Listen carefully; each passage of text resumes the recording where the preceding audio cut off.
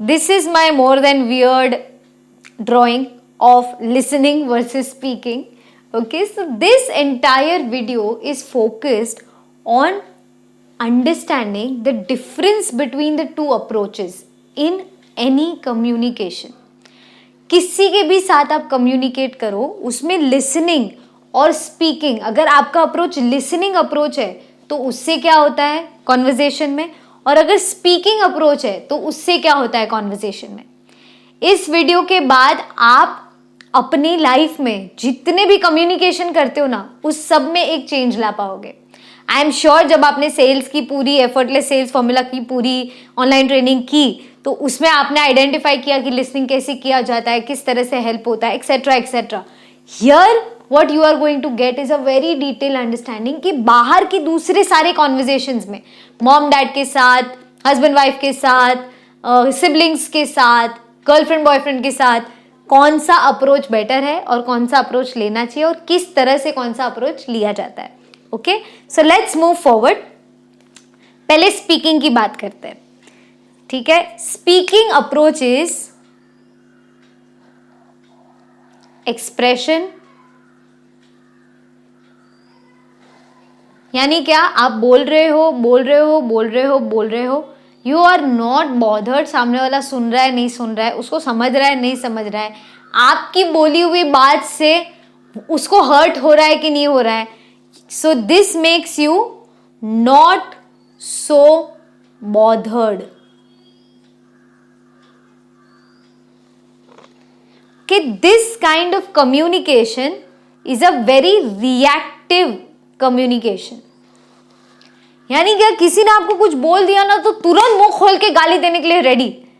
अगर मम्मी ने आपको छेड़ दिया, पापा ने आपको कुछ बोल दिया, या हस्बैंड ने आपको कुछ टॉन्ट मार दिया, किसी ने कुछ बोल दिया, गॉड फॉरबिड्स, है ना, पर किसी ने कुछ बोल दिया, यू आर इमीडिएटली रेडी कि आपके हाथ में तलवार है, तलवार उठा के आपने लड़ाई शुरू कर ली. So that is speaking way, listening के opposite. So that is speaking way of communication, कि आप बहुत ही रिएक्टिव होते हो, ऑलवेज आपके हाथ में तलवार रेडी होती है. देन इसी के ही opposite listening mode of communication, उसमें क्या होता है, यू आर अटेंटिव. यहां पे आप एक्सप्रेशन दे रहे हो, यहां पे आप अटेंशन दे रहे हो. आप सामने वाले को अटेंड कर रहे हो कि वो जो बोल रहे हैं उसको आपने रजिस्टर किया. That way you are communicating through attention. यहां पे you are not so bothered, यहां पे you are very much bothered.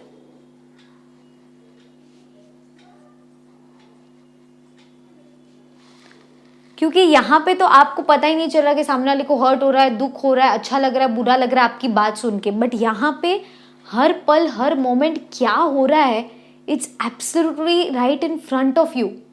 क्यों? क्योंकि you are in complete attention mode. Then there is reactive. This is very reactive and this is responsive. क्या हुआ, आपने सामने वाले को सारी चीजें बोल देने दी, आपने अपने हस्बैंड को, वाइफ को, फ्रेंड्स को, बॉयफ्रेंड को, गर्लफ्रेंड को सामने पूरी बात बोलने दी. You heard everything, listened to everything, attended to everything, and then you responded. इससे बेटर क्लियर कम्युनिकेशन हो ही नहीं सकता. सो अगर आपको यहां से यहां शिफ्ट करना है तो कैसे करोगे? How will you make a shift and be a better listener in any conversation? Okay, तो you have to go back again. जो अपना सेल्स ट्रेनिंग का जो पूरा लिसनिंग का पोर्शन है, that is very very detailed, that will help you. But I will give you one thing that I have been doing to break free from speaking and to come to listening. Okay, यहां पे क्या है कि आपके अंदर no piece of mind.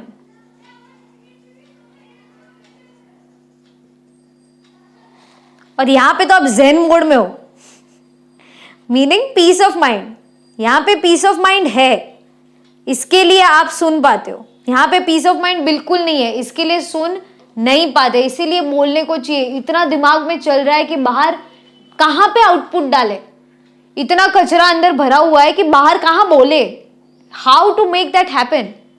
Okay, so peace of mind यहां पे है, पीस ऑफ माइंड यहां पे नहीं है, रिस्पॉन्सिव यहां पे है, रिएक्टिव यहां पे है, यहां पे कोई बॉदरेशन नहीं है, यहां पे यस यू आर बॉदर्ड, यहां पे सिर्फ बोल बोल बोल बोल बोल है, और यहां पे अटेंशन है, यहां पे प्यार है, और यहां पे आर्ग्यूमेंट है।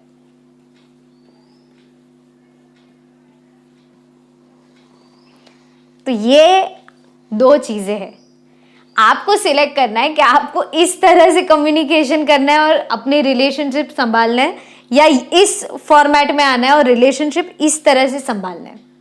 अगर आपको इस तरह से संभालना है, इसमें आपको जाना है, तो मैं आपको एक टास्क देती हूं। यू गो टू एनीबडी जिसके साथ आपको कम्युनिकेशन यहां से यहां लेके जाना है, ओके, एंड उस इंसान को बोलो कि तुझे मेरे लिए जो भी कंप्लेन्स है, जो भी एक्सपेक्टेशंस है, और मेरी जो जो वीकनेस है, please tell me, please share with me. I know it requires a lot of guts, okay, so ये आप प्रोसेस करो। If you want to move from here to here, do the entire process. 3 चीजें, आपकी मुझसे क्या expectation है, आपकी मुझसे क्या कंप्लेन्स है, और मेरी वीकनेसेस क्या है। ये 3 चीजें, सपोज आप हस्बैंड हो और आपने अपनी वाइफ को बोला कि ये 3 चीजें मुझे मेरे बारे में बता, उसको कितनी खुशी होगी सब बताने के लिए, सोचो, है कि नहीं? सो इन द सेम वे, आपके जो भी क्लोज वंस है, अलाउ देम टू स्पीक। उनको बोलने दो बोलने दो बोलने दो, खाली होने दो खाली होने दो खाली होने दो। आपको ये करना है, you have to just attend, be calm and attend.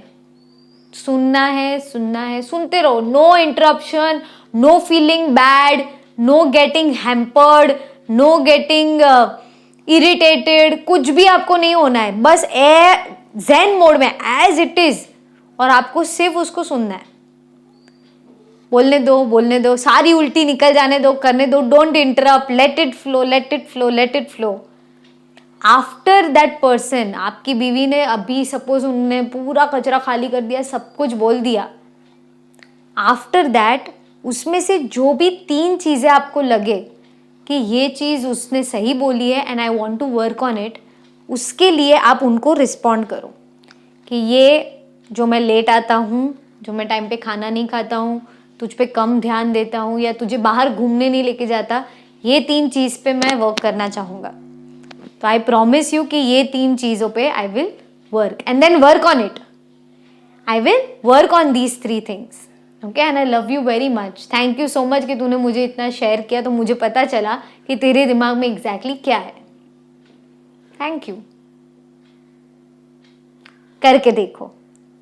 This is a test for your patience. This is a test for everything that has happened in your relationship until now. I understand it will be very very very difficult कि मैं मेरी ego को कैसे आगे ना आने दूँ। अरे वो तो गलत बोल रहा है, अरे उसने ये सही नहीं बोला, अरे ऐसा तो है ही नहीं, अरे वो तो है ही नहीं। ये सारे अंदर जो बवाल चलते हैं ना, ये सारे को शांत करके आप उसको चैलेंज कर रहे हो to be patient. Okay, so you have to peacefully listen.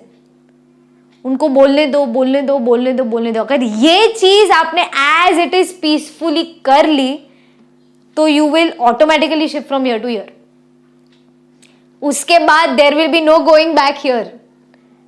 फिर आपकी लाइफ से आर्ग्यूमेंट वैसे ही कम हो जाएंगे, because in every situation you will start paying attention कि एग्जैक्टली सिचुएशन मुझे क्या बोलना चाह रही है, सामने वाला इंसान मुझे क्या बोलना चाह रहा है, ऑटोमेटिक होने लगेगा। But for that to happen, ये पहली एक्टिविटी करना बहुत ज़रूरी है।